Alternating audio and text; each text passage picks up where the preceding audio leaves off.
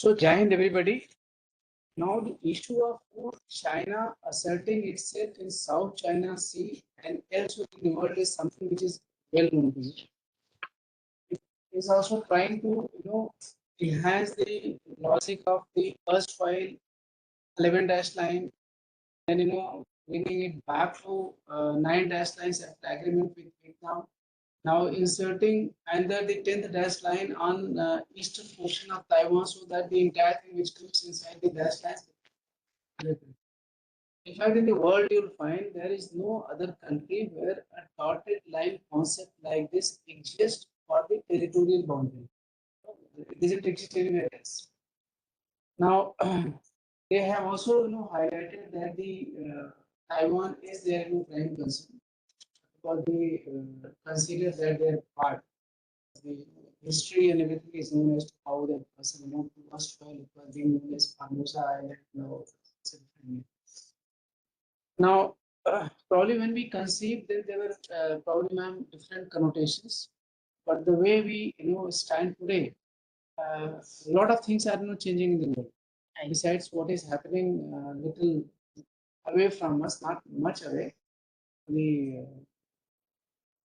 West Asian nations, the West Asian nations, and in Middle East, you have also heard that Iranian submarine has sunk, hijack, and there are changed dynamics of the industry. So we are really privileged that ma'am will be speaking to you that what happens to China-Taiwan contingency, and are there any implications for us in case can we do something directly and indirectly, because we also have a stake. So currently we keep saying that we have our primary stake in Indian Ocean Basin, in the Pacific portion of that, beyond that. But then there are interlinkages today. You cannot divest yourself. I mean, in fact, today somebody suggested that normally we have been wargaming our likely conflict with China and Pakistan. It's high time, the way we are seeing United States, we must wargame them also as a potential adversary, because you never know the how things will. Because once you wargame, you think of developing a capability, and thereafter, intentions can change overnight, by any particular. So now I'll request Aishka to introduce the speaker, and then we'll go ahead.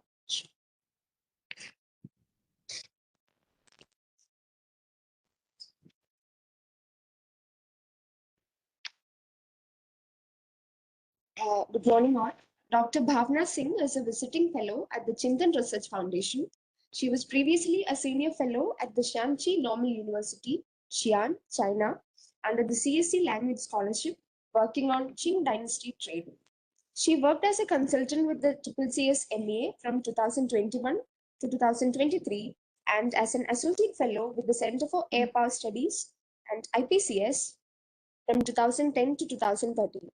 She is the author of China's Discursive Nationalism, Contending in Softer Realms, published by Pentagon Press in 2012, and co-edited a volume on India, China, and sub-regional connectivities in South Asia, published by SAGE in 2015, and edited a volume titled The BRI and the Indo-Pacific, Reinventing Traditions in 2025. She was awarded a PhD in Chinese nationalism from the Center for East Asian Studies, JNU, New Delhi in 2021. Her research interests include China's domestic and international issues, foreign policy, with special focus on ethnic nationalism and gender issues. Yes, ma'am.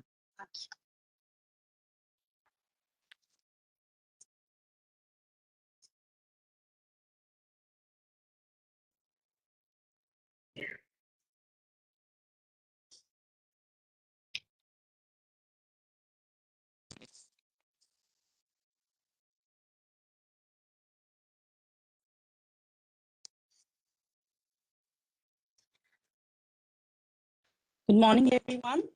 A very special thank you to the DG CENJOWS for giving me this opportunity to be here today and speaking on assessing China's risk preparedness on a Taiwan conflict scenario. So basically, before I move on to the risk assessment, I would just want to give a little bit of a background, political background of China-Taiwan relations. Can we move to the next slide?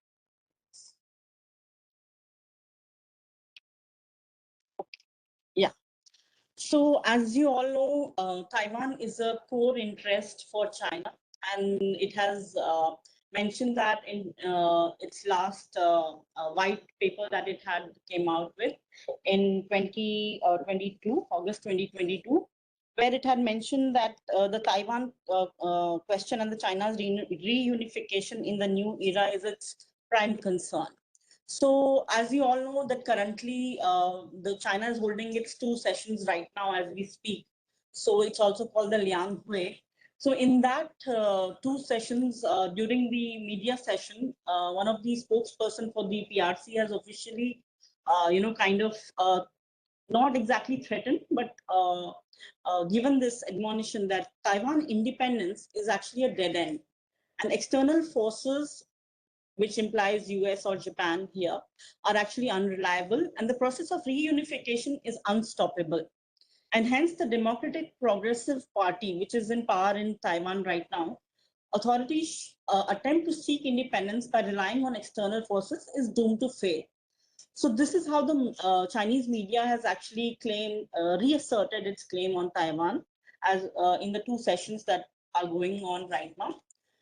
But if you speak of Taiwan historically also, the historical claims are, if you look at it from the legal perspective, there was a case for Taiwan to become a full-fledged state because it has its own territory, it has its own population, it has its own right to deal with other nations in terms of sovereignty.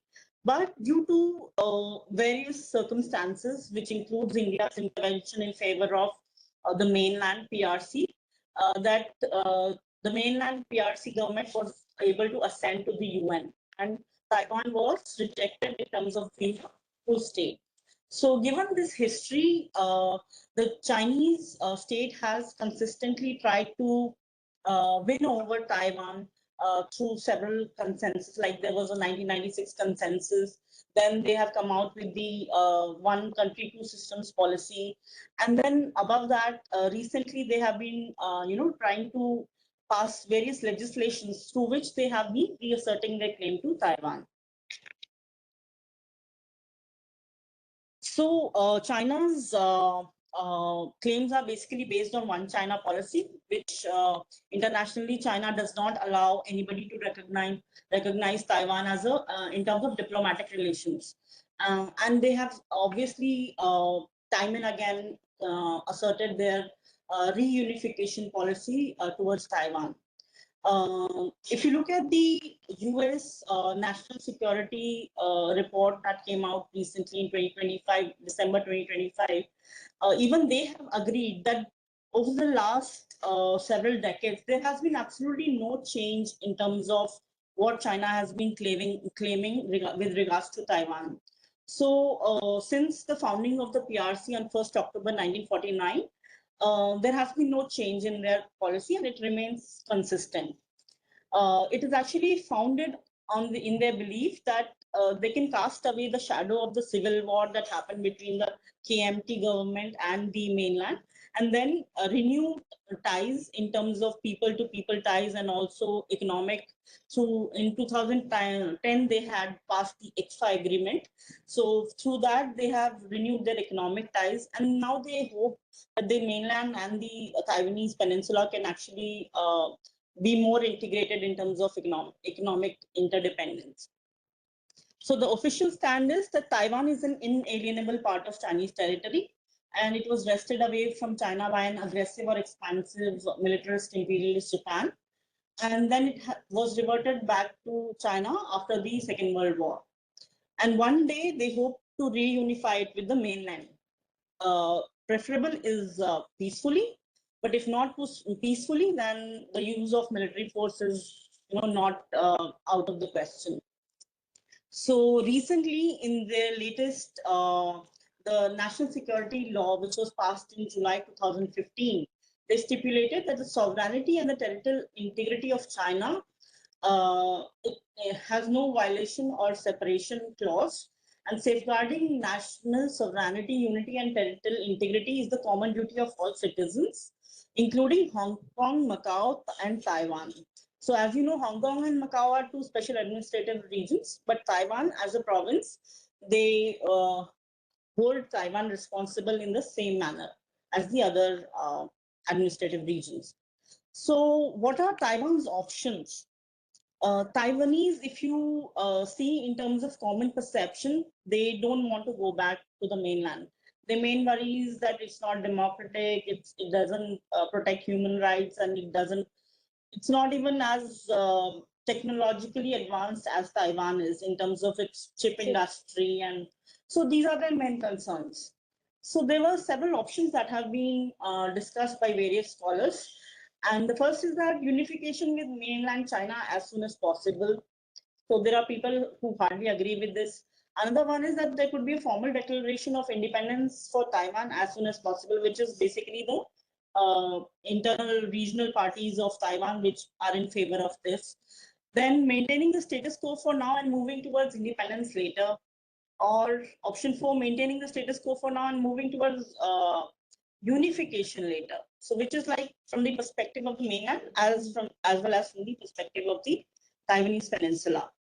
The fifth option is that maintaining a status quo indefinitely, which seems very unlikely given Xi Jinping's inclination to reunite. Then option 6 is maintaining the status quo for now and deciding later. This is possible.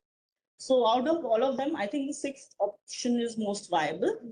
And this is also given the fact that Xi Jinping, he gave a timeline for 2027 for Taiwan to be kind of integrated with the mainland China, whether given military forces or if they would like suo moto, if they could come around, that would be the best for them. So when talking about risk preparedness, what is actually happening in terms of the military presence in this region? So China's recent claims on Taiwan actually derive from an anti-secession law which was passed in 2005, which authorizes force if Taiwan declares independence.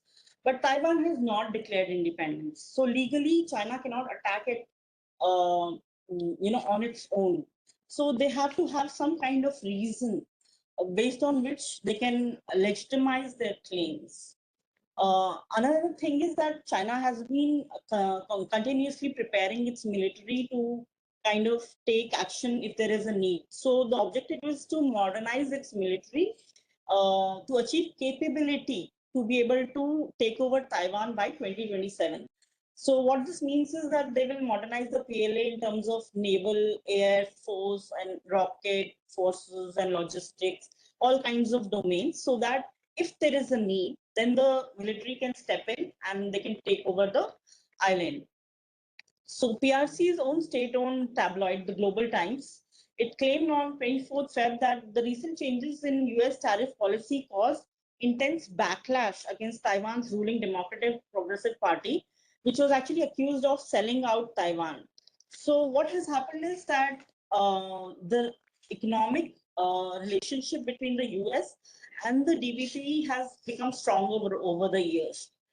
And the Chinese state is not liking this, and they have been, coming out with various kinds of caricatures and cartoons in their dailies, like Global Times, People's Daily, and other newspapers, and they are just showcasing how that Taiwan is actually, instead of uniting with the mainland and having feelings, nationalistic feelings, which are aligned with the Chinese cause of reunification, they are selling out their island to the US.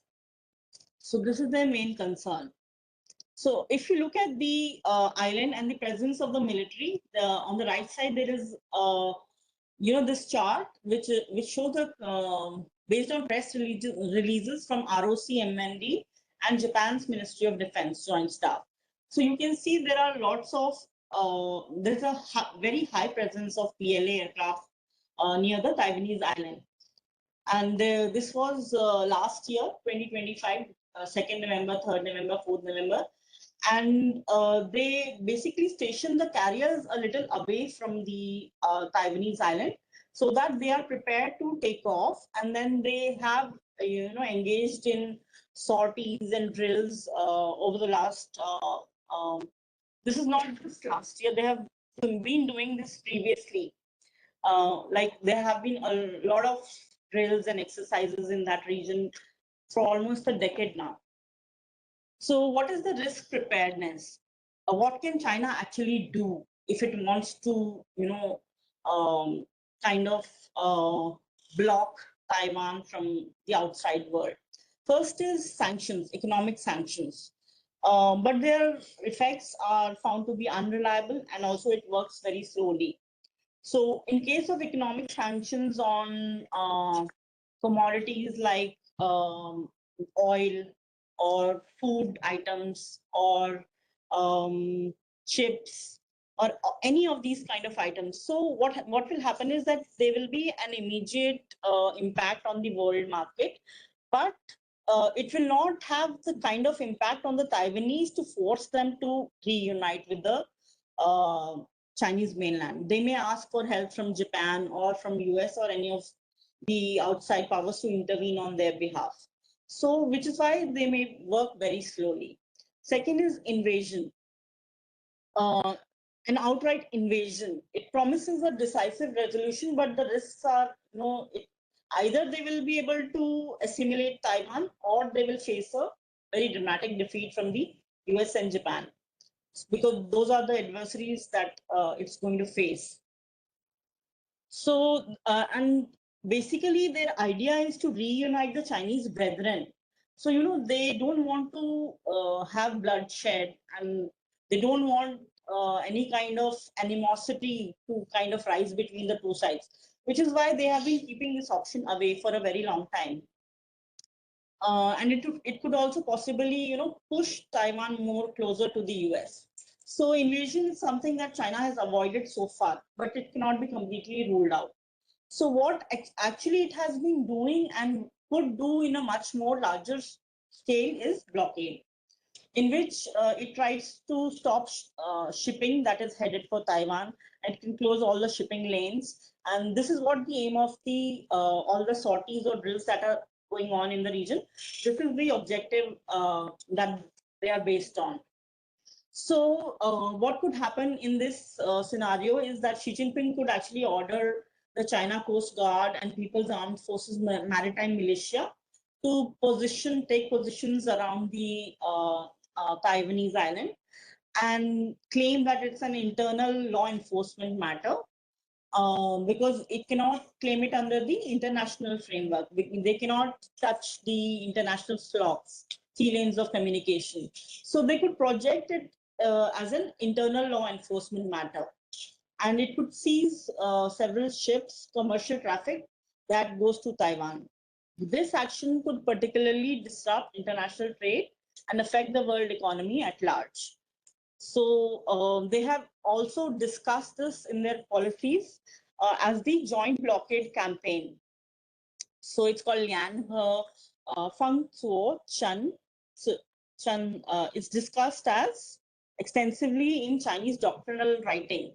And the PLA has signaled that it would consider such a campaign if it acts against Taiwan. Next slide.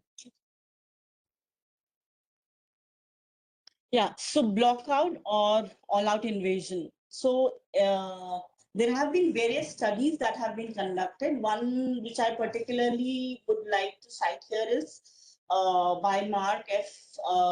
Canshin, Matthew Canshin, and Eric Higbotham. This is about Lights Out, Wargaming, a Chinese blockade of Taiwan. So this is a study about various war games that was simulated in a Taiwan conflict scenario. And in this, they had I think they war game 24 iterations of a Chinese invasion. Out of these 24, there was only one scenario where China actually won and was able to take over Taiwan. In the rest of the 23 scenarios, they actually found out that it had it suffered a massive defeat from the US and Japan and any other like Philippines or any other countries that would likely to become part of the conflict. So this was a study by scholars from the Center for Strategic and International Studies, where the results, all but one, indicated that PRC's failure to take over Taiwan.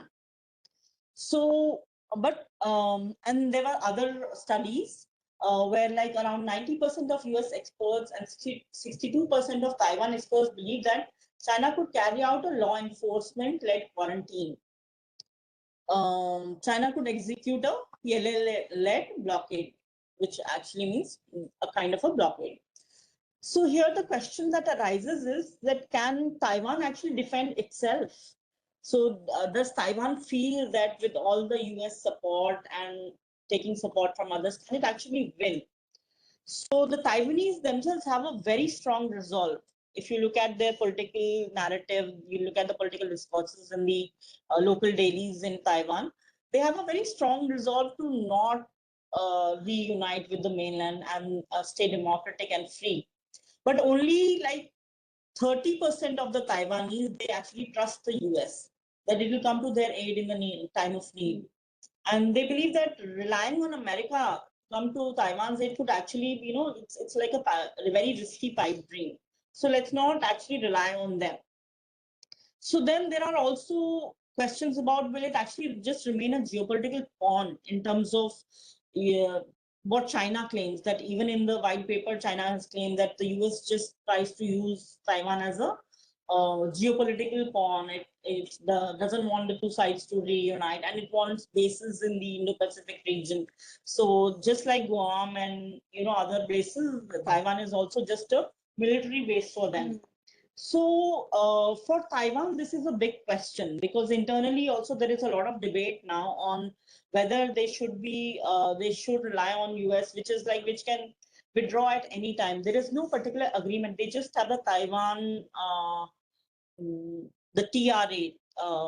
So it's called the Act, which is the Taiwan Rescue Act. I think I forget the name.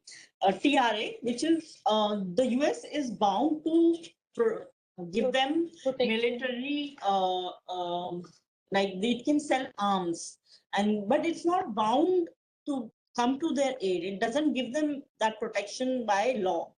So Taiwan is also considering the fact that in case there is an attack, the US actually may not come. They can sell us the arms, they can give us the technology, they can enable us to stand in front of the mainland, but they may say at the last minute that we will not be involved in the war. So which has kind of set the ball rolling for Taiwan to reconsider its choices. Now what happens in a case of escalation? What are China's strengths, and what will Taiwan do in such a scenario? First is boarding. That China's non-military forces, which is the Chinese Coast Guard, Maritime Security Administration, and the People's Armed Forces Maritime Militia, it will attempt to board and seize merchant traffic to Taiwan without opening fire.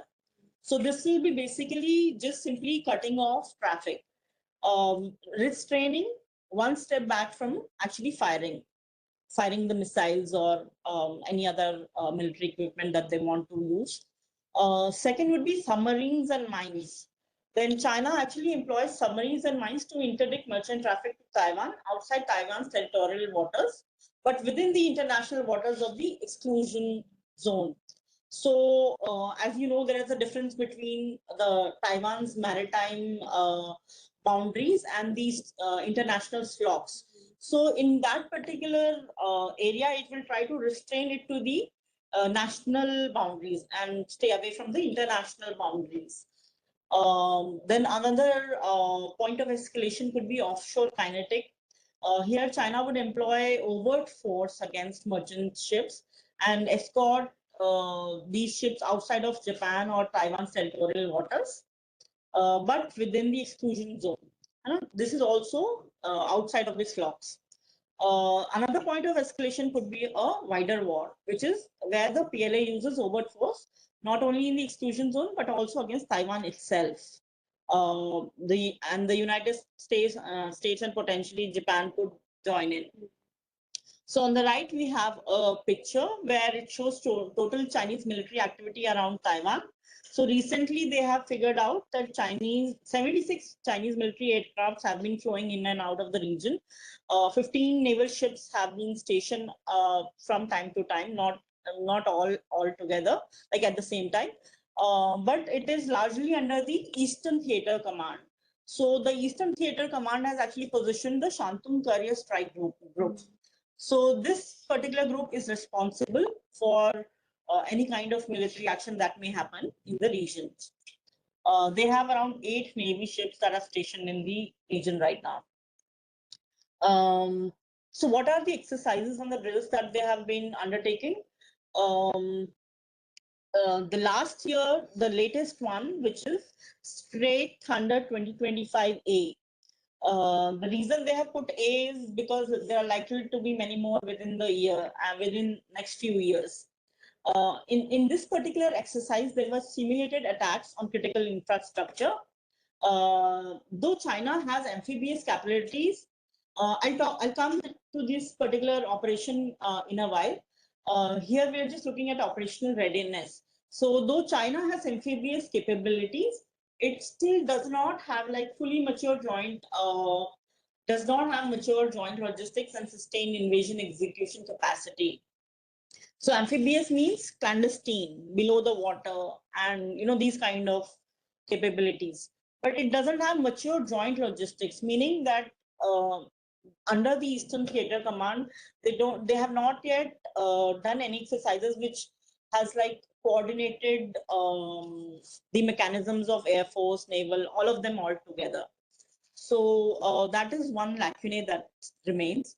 So what is China currently doing? It's involved in intimidation and coercion, and those two are basically its current priorities. And if you have been following the military scenario within the country over the last few years, there have been various purges in the military, including the CMC, Central Military Commission, which is responsible for all their military recruitment and personnel. So, including CMC, there have been a lot of recent purges which could introduce elements of uncertainty in terms of execution and command cohesion within the PLA.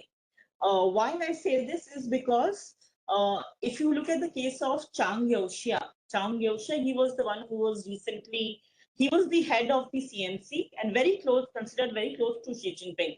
But he was recently removed on grounds of corruption and various kinds of allegations were put against him. But Chang Yaoxia was actually one of the major reasons why he was removed is because he was not in favor of taking Taiwan by force. So this is one reason that and he also tried to tell Xi Jinping that we are not militarily, up to mark in terms of preparation for taking over Taiwan. So Xi Jinping didn't want to listen to all of that. If he has this dream to reunite the country by 2027, he wants somebody who can, align in his favor and also get the resources and get the personnel to do what Xi Jinping wants to do. So, despite being the head of the CNC, he was recently purged. So, why it could have an impact in terms of uncertainty in execution and command cohesion is because there is a new crop of personnel that is now rising within the PLA, and not many of them actually are in line with the leadership. So there is a kind of a break in terms of command and control. So not everybody listens to the commander, and then especially with regards to the Taiwan issue, there is a lot of the Chinese military actually works on the principle of dual command control, dual responsibility. So they have to be responsible to the political authorities and they have to be responsible to their military commander. So in this sense, there is a lot of mismatch in terms of operational readiness, in terms of whose command they are listening to. So these purges could have a bit of impact or uncertainty in terms of execution. Then what other operational readiness does China have in terms of in relation with Taiwan? They're indulged in political warfare and in influence ops, plus legal warfare, and they continuously apply diplomatic pressure.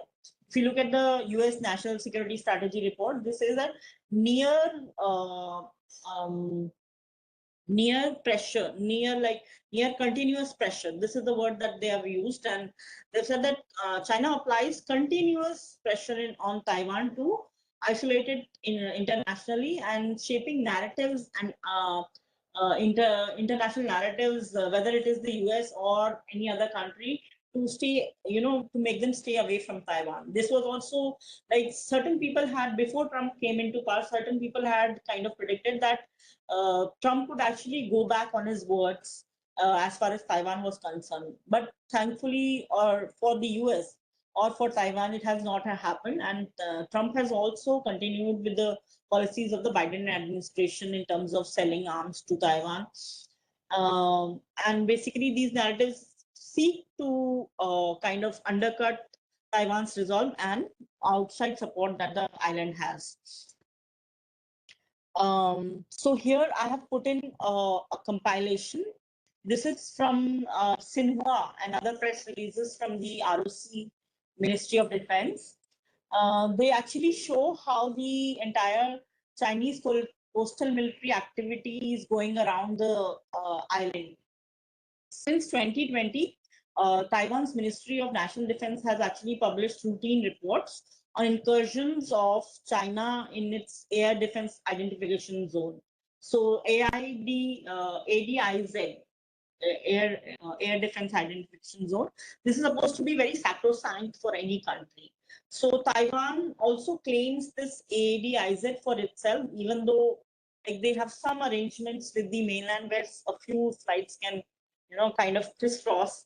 But these are incursions in the sense which are not already informed to the Taiwanese government that this flight will be going from here, or this aircraft will be going from here. So these are not pre-informed, which is why they are considered as incursions. So these incursions are now being dubbed by several analysts as it's a salami slicing or a swarming strategy that the China is using in the region, and it's basically an element of show of force, nothing else, because they don't actually go and shoot people or harm uh, any other foreign presence in the region. So it's basically an element of show of force. In recent years, PLA has actually shifted from holding drills to conducting exercises and then returning to drills. So the Chinese government itself makes a very big distinction between exercises and drills. So but they have been like alternating between these two, which actually shows that it indicates that the PLA's operations towards Taiwan, they have been validated and leading to simplified drills and preparations for future scenarios. So it increasingly means that they have something on their mind. So they wouldn't do it in case they would not want to use force. So this is the indication that we get from there. So before the Straight Thunder 2025A, they have had several joint sword exercises, which were there in 2023, 2024. This is one of the comparison between the Joint Sword 2024B and the Straight Thunder 2025A. So what kind of arrangements they had between the two exercises? There were PLA Navy Coast Guard vessels. Then there was a PLA aircraft carrier strike group and the PLA aircraft itself.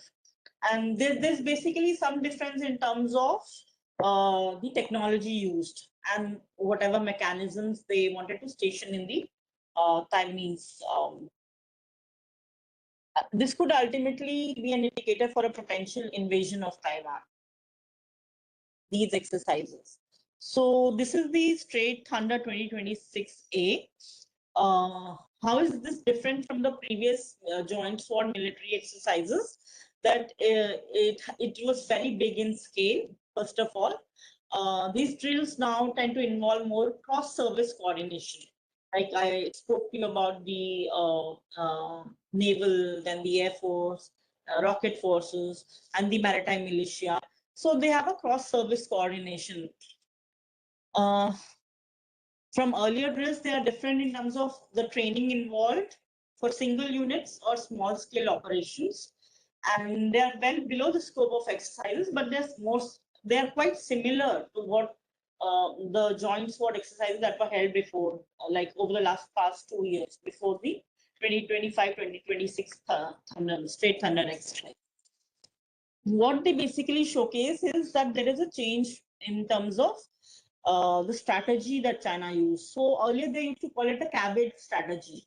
So they have these unfurling of different petals, and the stationing of the military maritime militia was like that. That amphibious is the base, and then they kind of petal out in terms of like a cabbage strategy. Now they have a dual layer cabbage strategy, which means they have increased the presence of these vessels in the region. So there have been aircraft activities during this drill, which reflect a realistic combat scenario. PLA aircraft crossed the Bashi Channel into the Western Pacific. Bashi Channel is the one which is like right between Taiwan and its foreign national bound blocks. So the Bashi Channel into the Western Pacific, including at least one H-6 bomber equipped with an air-launched anti-ship YJ-21 missile. So earlier they were using the Tung Fang missiles. Now they have these anti-ship YJ-21 missiles. They have been, improvising their ammunitions basically. So, like I said, cross-service coordination and also multiple domains, land, sea, air operations. Basically, it hints on very large scale of exercises that could further come. So this is a projection of the plan PLA Navy. This was one of the simulated exercises. So they had simulated these hypothetical surface engagements between the plan and the US Navy in the West Pacific. So according to a satellite imagery on 9th of 2026, it revealed that the first type of 9B SSGN, a guided missile nuclear submarine, it can be used, it could be launched in the Bay of the Puritao shipyard in PRC's Liaoning province. So if you look at the simulation projections, so China from its Liaoning province, it could use this nuclear submarine missile. So from one of its provinces itself, it can launch an attack. So this is what they have simulated. This is not an exercise that has happened. Then they have talked about basically there have been news reports about how this is different from the other missiles that it had been employing so far. And these have like a very high capability in terms of radars, in terms of external features, rudders, and all that. So this basically illustrates the PLA Navy's intention to add a long-range undersea component. So far they had been stationing the aircraft carriers next to Taiwan, but this adds a completely new undersea component, which is more to do with amphibious operations. So besides this risk preparedness, what could be the role of the third-party states in Taiwan-China dispute or the other international organizations? If you look at US recently, also this is just 18 December 2025. It conducted an arms sale to Taiwan, which was to the amount of USD 11 billion. So this was its highest and the largest sale of arms to Taiwan so far. It has been doing that for like many years, and a lot of there is a lot of data in terms of what US arms sales to Taiwan. If you want, I can give it to you. But US is also engaged in a lot of diplomatic efforts to bolster Taiwan's international presence, which is why it keeps fighting for Taiwan to be involved in WTO or other international organizations, GATT, and all other, except for UN. US ensures that Taiwan is everywhere. Even though they have used the name as Chinese Taipei, but substantive efforts have been made by US. Then it also conducts the freedom of navigation operation Taiwan trade, which is, it's a kind of a trick for the Chinese, because they want to claim it as their territory, their waters. But US wants to maintain it as you know, freedom of navigation in these waters. So Japan has also participated in regional dialogues in advocating democracy and peace in the Taiwan Strait. Uh, but there was recently there was a diplomatic spat between China and Japan. If you had kind of followed it up over Taiwan, because newly elected Japanese Prime Minister, she mentioned that in case of an emergency or in case of US involvement, Japan could come to the aid of Taiwan. So this also, irritated the Chinese a lot. So now the post-Ukraine war scenario, because after Ukraine, everybody has been saying that like sir also mentioned, there's a lot of things going on in Iran, Venezuela, and Taiwan has also emerged as a potential conflict point. So things could just go on, like go on fire anytime. They could use the Ukraine as an excuse. That is why people have seen that it did not object to the Russian strategy in that particular region. So what could be the way forward for China? Some of these things China has already been doing, and some of these things it could do. For example, exercise of smart power, it could run propaganda campaigns about democracy and with Chinese characteristics. So China has this habit of making everything with Chinese characteristics. So socialism, then they have democracy. So basically, just to showcase that things are not as bad in mainland or as different from what they are at the Taiwanese peninsula, because Taiwanese believe that they have democracy. They don't want to give up this freedom. But if you go and look at the scenario within the mainland, there is a lot of control from the CCP and all, but to a large extent, people are living a good life. So they could do such kind of a propaganda campaign. Then increase people to people ties.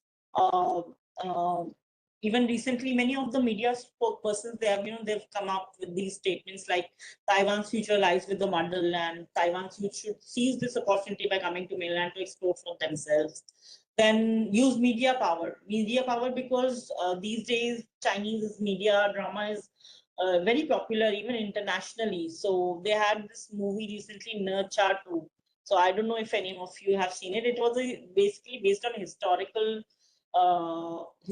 elements from Chinese history, but it was more about courage. So there is a little boy who has a lot of courage to stand up for good, and it was very popular internationally. It even earned more than the Hollywood movies earn.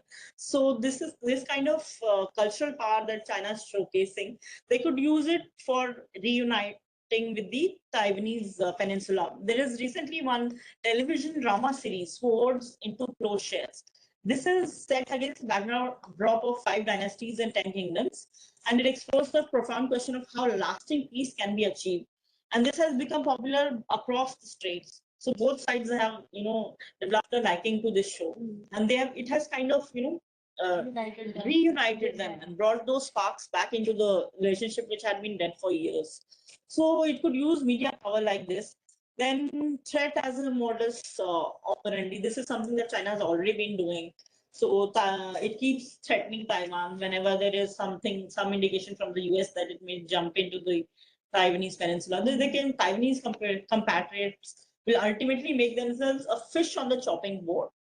This is the kind of narratives that they use or language that they use to be carved up as a cash machine for the US. So don't get exploited and come over to the mainland. This kind of language they use.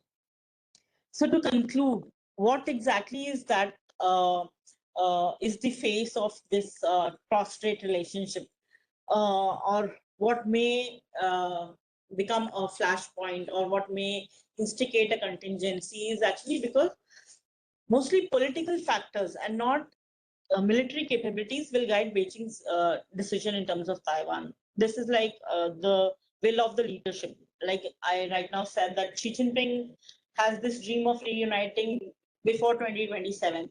So this could become a trigger point. So, but it depends on what kind of guidance he gets from the other military corps commanders. Like, he simply doesn't want to listen to that. We cannot do it.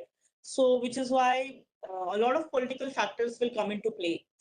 Uh, then China's claim to Taiwan under international law also remains contentious because, of the evolving geopolitical interests.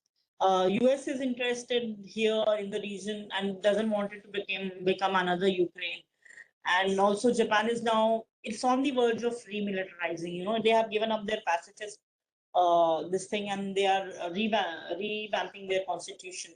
Now she's come back with full majority, and there's going to be likely a lot of changes that are going to go into the Japanese military doctrines.